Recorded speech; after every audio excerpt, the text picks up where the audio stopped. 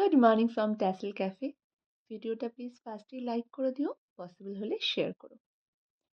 এই পিসটা দেখে তোমরা বুঝতেই পারছো যে ফুলটা কালকে আমি তোমাদের সাথে শেয়ার করেছিলাম। আজকে কালার ফিলিং ভিডিওটা শেয়ার করছি, আর খুব তাড়াতাড়ি ফুল লুকটাও তোমাদেরকে আমি দেখাবো। এটা একটা ভীষণ পছন্দের পিস, অনেকদিন ধরেই করবো করবো ভাবছি, করা হয়ে ওঠে না।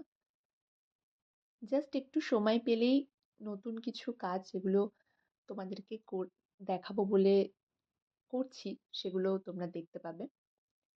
সাথে থেকো। আর যখনই তোমাদের সাথে নতুন কিছু টিউটোরিয়াল শেয়ার করি, তখন তোমাদেরকে কিছু টিপস দেওয়ার চেষ্টা করি, যাতে যারা নতুন কাজ শিখছো তাদের কিছুটা হেল্প হয়।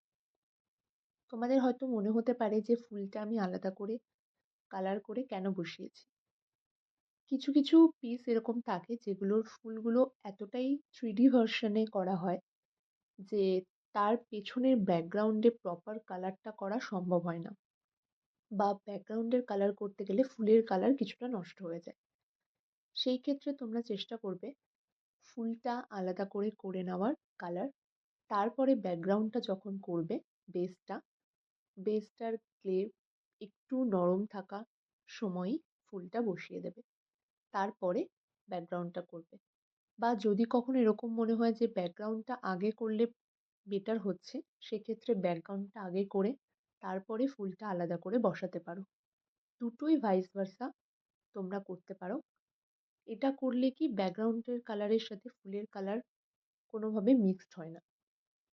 সময়ের জন্য হয়তো সবসময় এটা করা পসিবল হয় না, বাট যতটা পারবে আলাদা করে করার চেষ্টা করবে, এই পার্টিকুলারলি 3D পিসগুলোর ক্ষেত্রে।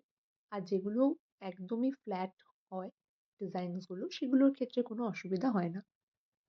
আশা করি তোমাদের কিছুটা হেল্প হলো। ভিডিওটা কেমন লাগলো অবশ্যই জানিও, পিসটা কীরকম লাগলো সেটাও জানিও। দেখা হচ্ছে নেক্সট ভিডিওতে নতুন কিছুর সাথে। আপাতত থ্যাংক ইউ।